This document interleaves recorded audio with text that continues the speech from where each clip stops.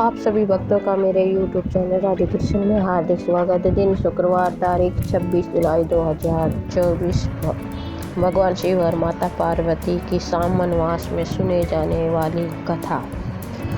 भगवान शिव और माता पार्वती की असीम कृपा आप और आपके समस्त परिवार पर बनी रहे। आइए इसी के साथ शुरू करते हैं भगवान शिव और माँ पार्वती की कथा। ओम नमः शिवाय। भगवान शिव और माता पार्वती में हो गई थी एक बार लड़ाई। कैसे, आइए जानते हैं।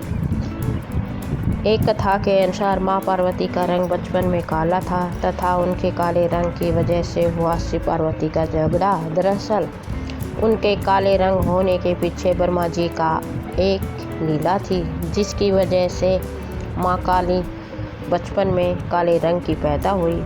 जब महादेव और माँ पार्वती का विवाह हुआ था, भगवान शिव ने माँ पार्वती का मजाक उड़ाया और एक दिन भोलेनाथ ने मजाक में पार्वती जी के काले रंग का मजाक उड़ा दिया, जिसकी वजह से माँ पार्वती ने भगवान शिव को त्याग दिया और कैलाश छोड़कर चली गई। और फिर तपस्या कर उन्होंने अपने काले रंग को गोरे रंग में बदल दिया और संसार में गौरी के नाम से प्रसिद्ध हुई। मत्स्य पुराण के कथा के अनुसार जब तारकासुर ने ब्रह्मा जी से यह वरदान प्राप्त कर लिया था कि उनकी मृत्यु भगवान शिव के ऐसे पुत्र से हो जो उसे 7 दिन की उम्र में ही मार सके, तो उस वक्त भगवान शिव बिना पत्नी के वैरागी जीवन जी रहे थे। भगवान शिव की पहली पत्नी देवी सती ने कुछ वर्षों पहले ही अपने पिता के यज्ञ में आत्मदाह कर लिया था। ब्रह्मा जी से वरदान पाकर तारकासुर ने तीनों लोकों पर अधिकार कर लिया। तब ब्रह्मा जी ने देवताओं की प्रार्थना पर उन्हें बताया कि जल्द ही देवी सती फिर से जन्म लेगी और पार्वती के रूप में उनका विवाह भगवान शिव से होगा।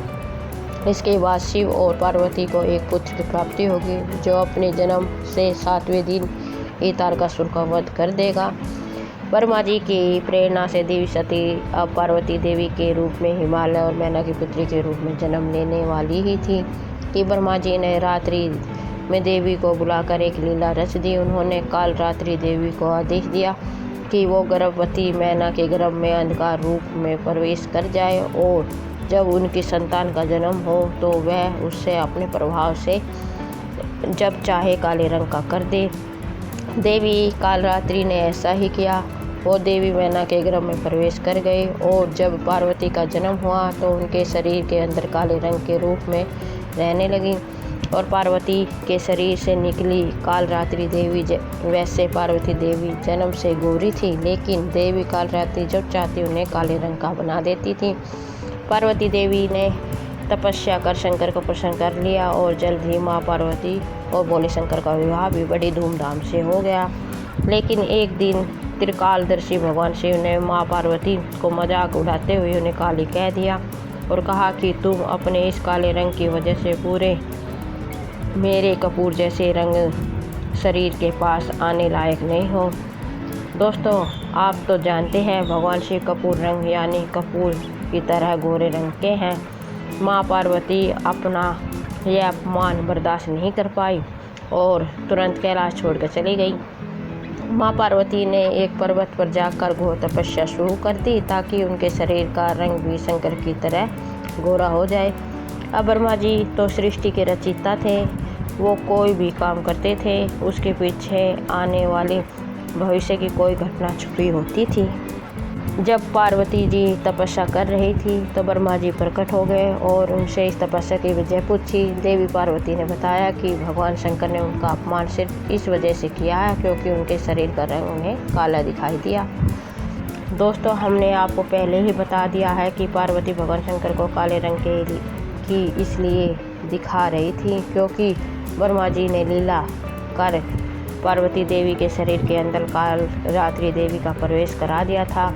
अब ब्रह्मा जी के कहने पर काल रात्रि ने माँ पार्वती का शरीर छोड़ दिया। जैसे ही काल रात्रि देवी ने माँ पार्वती का शरीर छोड़ा तो पार्वती देवी गोरे रंग की हो गई और संसार में गौरी के नाम से विख्यात हो गई।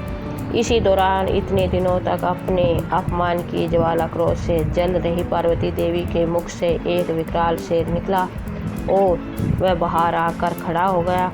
देवी पार्वती के शरीर से निकली कालरात्रि देवी को ब्रह्मा जी ने कौशिक देवी का नाम दिया और उनसे कहा कि आप विंध्याचल में निवास करें और भविष्य में शुभ और निशुभ दैत्यों का वध करें।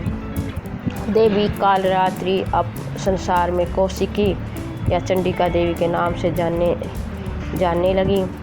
देवी कालरात्रि को ब्रह्मा जी ने वो शेर भी वाहन के रूप में दे दिया जो देवी पार्वती के क्रोधित मुख से निकला था।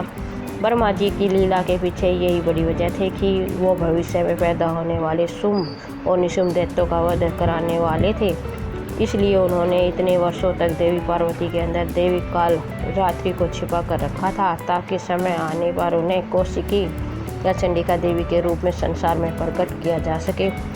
दूसरी तरफ देवी पार्वती का शरीर अब पूरी तरह से गोरे रंग का हो चुका था और अब वह संसार में गौरी के नाम से विख्यात भी हो गए। देवी पार्वती भी अब कैलाश लौट गए जहां भोलेनाथ उनका इंतजार कर रहे थे। कुछ वक्त बाद भगवान शंकर और देवी पार्वती से कार्तिकेय का जन्म हुआ जिन्होंने अपने जन्म के 7वें दिन ही तारकासुर का वध कर दिया। ओम नमः शिवाय। आपको मेरा वीडियो कैसा लगा कमेंट बॉक्स में अवश्य बताएं। मेरे वीडियो को लाइक शेयर और चैनल को सब्सक्राइब करें। धन्यवाद।